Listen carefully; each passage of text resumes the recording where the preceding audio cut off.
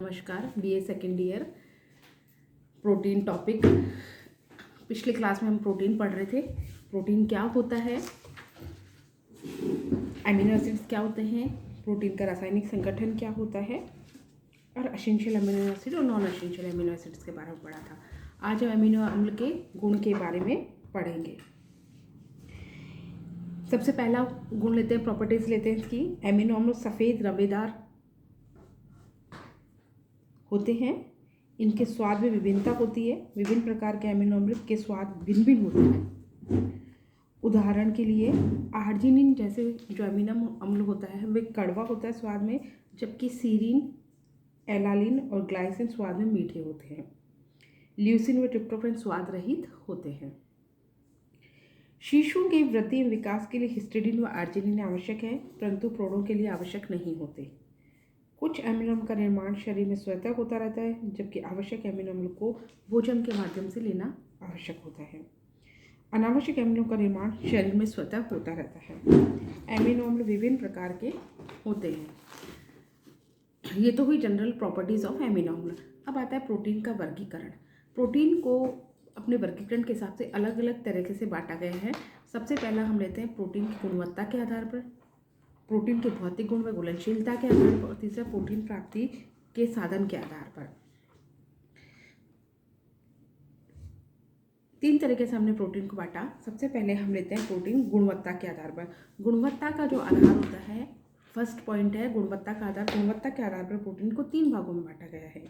एक होता है कंप्लीट प्रोटीन, जिसे हम बोलते हैं पूर्ण प्रोटीन, आंशिक प्रोटीन पार्शियली कंप्लीट, और एक अपूर्ण होता है इनकम्प्लीट प्रोटीन।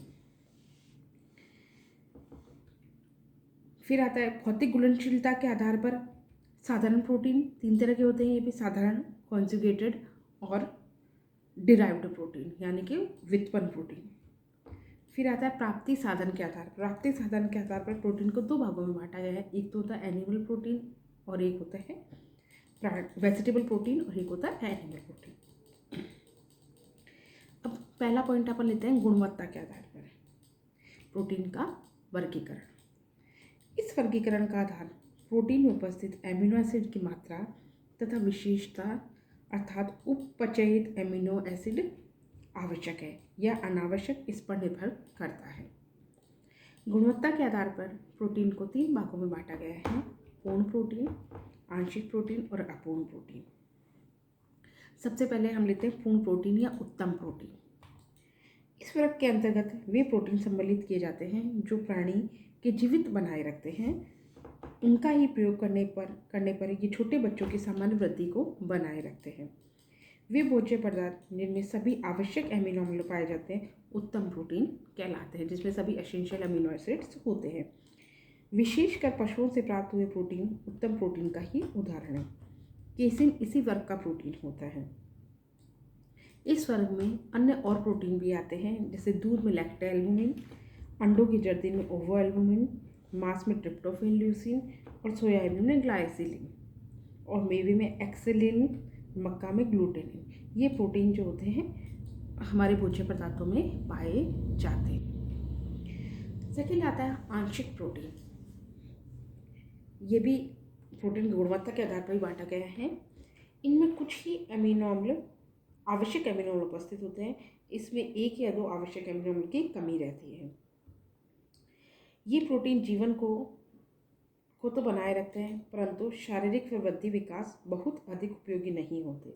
हालांकि शारीरिक भार सामान्य बना रहता है। कुछ हद तक ये प्रोटीन की क्षति, ऊतकों, कोशिकाओं, तंतुओं की टूट फूट की मरम्मत भी करते हैं। ये प्रोटीन नए तंतुओं, कोशिकाओं का निर्माण करते हैं। वनस्पति जगत से प्राप्त होने वाले ये प्रोटीन जीवन को तो बनाए रखते हैं, परंतु सामान्य वृद्धि और विकास में सहायक नहीं होते। मेंडल के प्रयोगों से सिद्ध हुआ कि ग्लियाइडिन इसी वर्ग के प्रोटीन का एक उदाहरण है। आंशिक पूर्ण प्रोटीन शिशुअवस्था तथा विकास की अवस्थाओं के लिए ज़्यादा हितकर या उपयोगी नहीं है, क्योंकि यह प्रोटीन शारीरिक विकास व वृद्धि की दर में कमी ला देता है अथवा कभी कभी विकास की दर को अवरुद्ध भी कर देता है। परंतु प्रौढ़ अवस्था में जब शरीर की वृद्धि एवं विकास रुक जाता है तब ये प्रोटीन ज़्यादा उपयोगी है, क्योंकि ये प्रोटीन शरीर की कोशिकाएं एवं तंतुओं में हुई टूट फूट की मरम्मत करने में सहायक होता है। अब आता है निकृष्ट या अपूर्ण प्रोटीन। इस प्रकार के प्रोटीन में आवश्यक एमिनो अम्ल का पूर्णतः अभाव होता है, मतलब एसेंशियल एमिनो एसिड्स नहीं होते। इसलिए ऐसे प्रोटीन के सेवन करने अथवा नहीं करने पर शरीर पर कोई विशेष अंतर नहीं पड़ता। ले भी तो ठीक है और नहीं ले भी तो भी ठीक है। ये प्रोटीन शारीरिक वृद्धि एवं विकास में बिल्कुल ही सहायक नहीं होते, परंतु फलतः शारीरिक वृद्धि विकास रुक जाता है। शरीर में क्षतिग्रस्त ऊतकों, तंतुओं और कोशिकाओं की मरम्मत भी नहीं कर पाते, इसलिए शारीरिक वजन में भी वृद्धि नहीं हो पाती। अतः इन प्रोटीन का उपयोग करके जीवित रहने की आशा नहीं की जा सकती, इसलिए इसे बाहर से लेना आवश्यक होता है। जैसा कि वनस्पति भोज्य पदार्थ जो होते हैं उनमें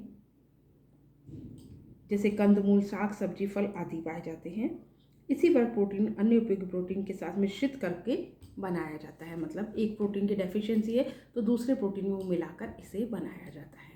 ये तो हुए हमारे एमिनो अम्ल के गुण और प्रोटीन का वर्गीकरण। आज की क्लास में हमने प्रोटीन का एक ही वर्गीकरण पढ़ा है, प्रोटीन की गुणवत्ता के आधार पर। प्रोटीन की गुणवत्ता के आधार पर 3 भागों में बांटा गया है: पूर्ण प्रोटीन, अपूर्ण प्रोटीन और एक आंशिक प्रोटीन। अब हम नेक्स्ट प्रोटीन के भौतिक गुण और घुलनशीलता को नेक्स्ट क्लास में पढ़ेंगे। धन्यवाद।